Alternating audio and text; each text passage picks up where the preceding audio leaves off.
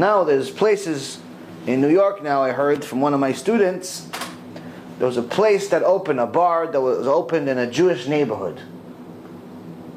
And also one, I think it's like a chain, that was open in another neighborhood. Long story short, they make all of these flavored drinks. Flavored alcoholic drinks. Making drinking more fun. The problem is that based on all the checks, aside from the fact that you should never go into a place like that when it has a bunch of immodesty, he says, I'm seeing a lot of people that call themselves religious go there and thinking, no, it's just liquor. It's just, what's the big deal?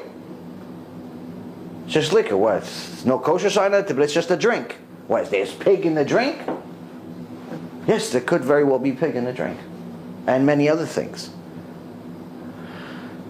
And that's what people don't understand, is that if it doesn't have a kosher symbol on it, there's a reason. There was a orange juice that wasn't kosher for many years called Sunny Delight. And people always made fun of it. It's like, how could orange juice not be kosher? It's oranges. What's wrong with orange? All fruits are kosher. All vegetables are kosher. There's no such thing as a non-kosher fruit or vegetable. So, how could orange juice not be kosher? And then people started investigating it, and they found out something very interesting. The company Sunny Delight, which I think today is kosher, but before it became kosher, used to use an ingredient they called by a code name, I think it was E320. They may have changed the name by now for this ingredient. They use this ingredient in order to make their orange juice more yellow. It's more marketable. The most yellow orange juice on the market. That's why they call it Sunny Delight. It's like it's the sun. If you see Sunny Delight orange juice next to anyone else, it's much more yellow. Looks prettier, more attractive. Wow, you're thinking to yourself, must be healthier, must be organic. You add all these things in your head, thinking it must be better because it has much better color. Not knowing that the yellow is not coming from the orange juice. The yellow is coming from the beetles that they're crushing in order to create food coloring.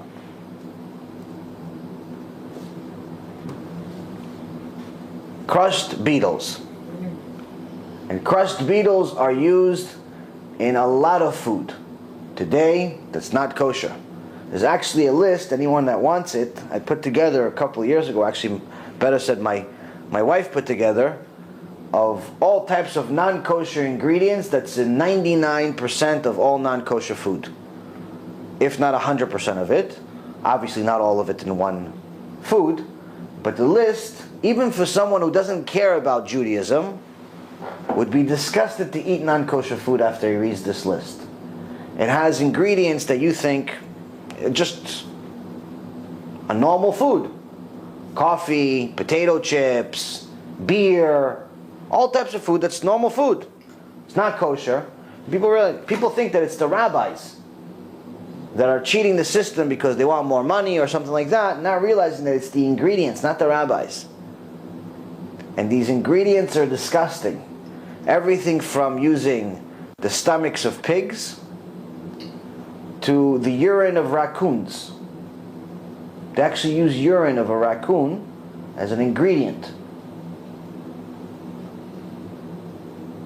Now, anyone that has a little bit, it's not a barbarian, it's a civilized human being, when they hear the word urine and food, usually it doesn't go together. Who would want to eat this? Bugs all over the food. All types of bugs that create food coloring.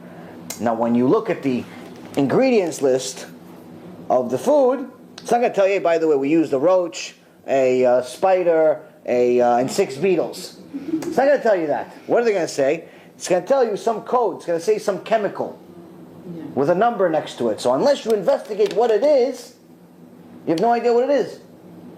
Same thing with the stomachs of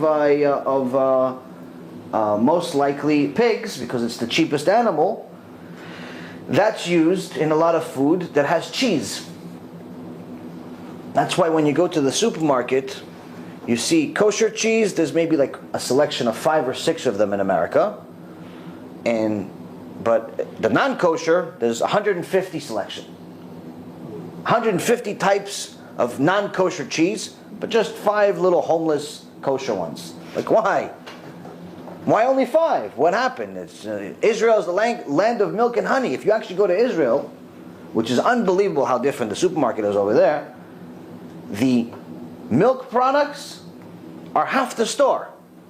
You know how many different types of cheese they have in Israel? All kosher, of course. You know how many different types of milk products they have over there? It's 1,000,000 times better than America. America has to grow another 500 years to catch up to where Israel was already 50 years ago when it comes to milk products. It's amazing how it's like when I go to a kosher supermarket and I see the 5 little homeless milk products they have over there, I'm like, this is the best we have. This is the best we have. There's nothing here. There's nothing here. Over there, it's like you think you're in heaven. It's like, wow, anyone that likes milk or milk products, like, wow, it's unbelievable. But now you go to the supermarket today, as you can see, I'm an eater.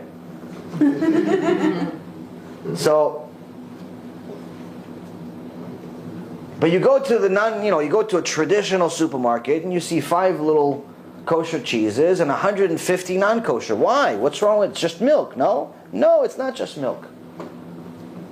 All non-kosher cheese has some type of meat in it. All of it. And it's not an American creation. It's actually in the Gemara. It's in the Gemara that was written 2,000 years ago in Masechet Avodah Zarah, the tractate of Avodah Zarah, when the sages ask, are we allowed to eat the cheese of Goyim? It says no. Why not? Because they put an ingredient that comes from the stomach of animals, and usually pig. So they've been using this ingredient for 2,000 years. The Americans didn't invent it. The Italians didn't invent it. The Greeks didn't invent it. This is 2,000 years ago. It's an old ingredient. But that's why it's not kosher. It's meat. Hashem said, no meat and milk.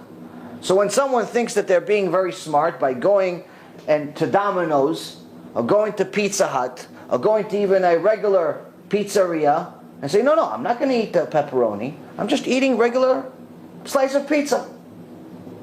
I'm not going to go to McDonald's and eat a chicken sandwich. Chas v'shalom. But I'll eat pizza. It's just cheese. They don't realize that this just cheese pizza has pig in it. Then when you start talking about the sauce, it's even worse. But just the cheese is a problem. So not only are you eating non-kosher cheese, which is a problem of itself, but you're actually eating cheese and meat.